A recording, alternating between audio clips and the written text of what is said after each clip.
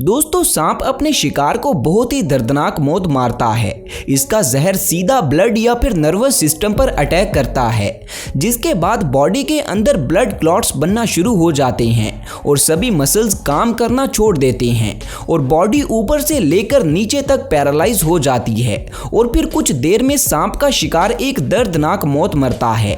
आपको जानकर हैरानगी होगी कि कुछ सांपों का जहर तो इतना ज्यादा जहरीला होता है कि इनके एक ही वार से हाथी जैसा बड़ा जानवर भी मौत के घाट उतर जाता है। तो दोस्तों, सोचने की बात है कि ये सब कुछ जानते हुए भी सहरा में रहने वाले लोग अपने ऊंटों को जिंदा सांप क्यों खिलाते हैं। इस वीडियो में आपको ऊंटों के अलावा भी कुछ ऐसे जानवर दिखाए जाएंगे जो जिंदा सांप खाते हैं और साथ ही आपको इसके पीछे की वजह भी बताई जाएगी, इसलिए वीडियो को एंड तक जरूर देखें। तो चलिए शुरू करते हैं। दोस्तों, ये कोई मजाक नहीं है कि सहराई इलाकों के लोग अपने ऊंटों को जिंदा सांप खिलाते हैं, लेकिन ऐसा भी नहीं है कि इन ऊंटों को रूटीन के साथ सांप खिलाए जाते हैं। असल में ऊंट को सांप खिलाने के पीछे एक वजह है और वो ये कि इसे एक ऐसी बीमारी लग जाती है जिसमें ऊंट के जिस्म के किसी भी हिस्से में से, खास तौर पर उसके नथनों में से खून रिसना शुरू हो जाता है। इस बीमारी की वजह से ऊंट खाना पीना छोड़ देता है और दिन ब दिन कमजोर होता जाता है। आखिरकार ऊंट की मौत वाकया हो जाती है। इसी बीमारी से निजात पाने के लिए ऊंट को जिंदा सांप खिलाया जाता है ताकि उसे मरने से बचाया जा सके। लेकिन दोस्तों, यहाँ सवाल ये आता है कि इस बीमारी का इलाज सिर्फ जिंदा सांप खाना ही क्यों होता है। तो इसका जवाब जानने के लिए हमें 7वीं सदी में जाना पड़ेगा। इज़िडोर ऑफ सेविल 7वीं सदी के एक मशहूर स्पेनिश स्कॉलर थे, जिनमें इस दुनिया की तकरीबन हर चीज और फिनोमिनास के बारे में डिस्क्राइब किया गया है। 7वीं सदी के बाद इन किताबों की ज्यादातर इंफॉर्मेशन आउटडेटेड हो गई थी, लेकिन दोस्तों, इनमें से एक इंफॉर्मेशन आज तक चली आ रही है और वो ये कि जब हिरन बीमार या फिर कमजोर पड़ते हैं तो वो किसी सांप को उसकी बिल से निकालकर खा लेते हैं। दोस्तों, सुनने में ये आपको काफी अजीब लग रहा होगा, लेकिन ये सच है। कुदरत ने कुछ जानवरों को इतनी अकल दे रखी है कि वो अपनी बीमारी और कमजोरी को दूर करना अच्छे से जानते हैं। असल में सांप के जहर के अंदर 20 मुख्तलिफ कंपाउंड्स होते हैं, जिनमें से कुछ तो शिकार को मारने का काम करते हैं और कुछ मारने की बजाय शिकार की बीमारी या फिर कमजोरी को दूर करने का काम करते हैं। इसीलिए तो सांपों के जहर से बहुत सी अद्वियात बनाई जाती हैं।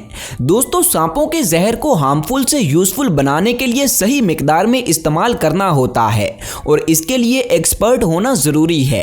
जैसा कि कुछ जानवर इसमें एक्सपर्ट हैं, वो जानते हैं कि सांप के जहर को अपनी बॉडी में ले जाकर उससे अपनी बीमारी को कैसे दूर करना है। इसी तरह ऊंट भी अपनी बीमारी को दूर करने और अपनी जान बचाने के लिए सांप को एज अ मेडिसिन खाता है।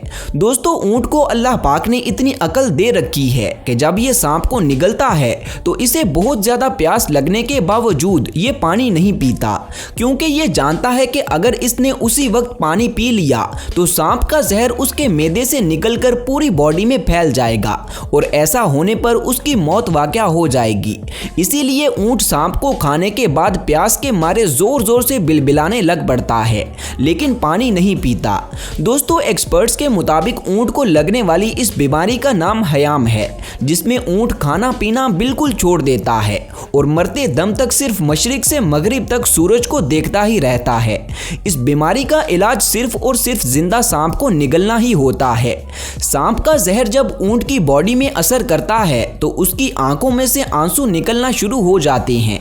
ये आंसू बहुत ही ज्यादा कीमती होते हैं, इसीलिए ऊंट का मालिक इन आंसुओं को एक शीशी में जमा कर लेता है। असल में दोस्तों, जब ऊंट सांप को खाता है तो उसकी बॉडी में सांप के जहर के एंटीबॉडीज पैदा हो जाती हैं, यानी कि सांप के जहर का इलाज ऊंट के एंटीबॉडीज की सूरत में पैदा हो जाता है और ये एंटीबॉडीज ऊंट की आंखों के जरिए से बाहर निकलते हैं। इसीलिए इन आंसुओं को इतना कीमती समझा जाता है और इन्हें महफूज कर लिया जाता है। सहरा में सांप के काटने पर इन्हीं आंसुओं को इलाज के तौर पर इस्तेमाल किया जाता है। कुदरत का ये निज़ाम सच में बहुत ही ज़्यादा हैरत अंगेज़ है। दोस्तों, सांप के जहर का असर जब ऊँट की बॉडी में से थोड़ा कम हो जाता है तो ये एक ही वक्त में तकरीबन 150 लीटर पानी पी लेता है, जो कि अपने आप में ही एक हैरानकुन बात है।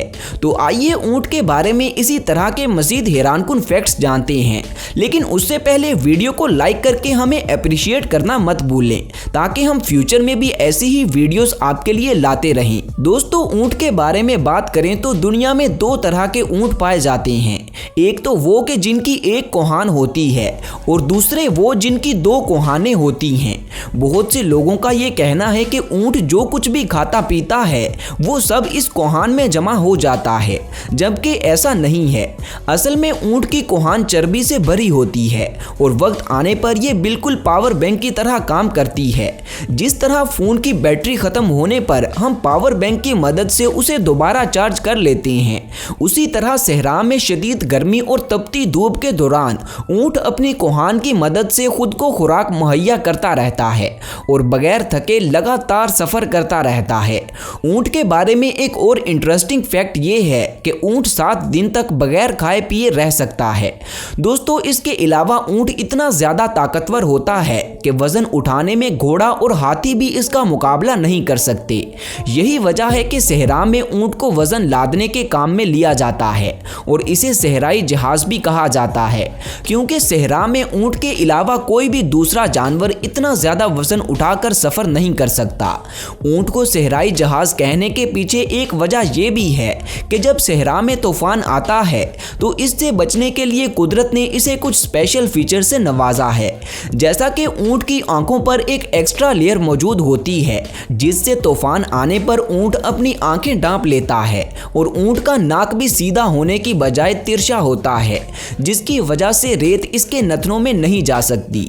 दोस्तों, ये तो थे ऊँट के बारे में चंद हैरानकुन फैक्ट्स। अब हम गाय के सांप खाने की वजह पर बात करेंगे। तो जिस तरह हमने देखा कि ऊँट और हिरन बीमारी या फिर कमजोरी होने की सूरत में जिंदा सांप को खाकर अपना इलाज करते हैं, उसी तरह बाज़-औक़ात गाय को भी सांप खाते हुए देखा गया है। गाय किसी बीमारी के इलाज के तौर पर सांप को नहीं खाती, बल्कि एक स्टडी के मुताबिक जब गाय की बॉडी में कुछ सब्सटेंसेस जैसा कि फास्फोरस की कमी हो जाती है तो गाय सांप को खाकर अपने जिस्म में मौजूद सब्सटेंसेस की कमी को पूरा करती है। सुनने में ये आपको काफ़ी अजीब लग रहा होगा, लेकिन ये सच है।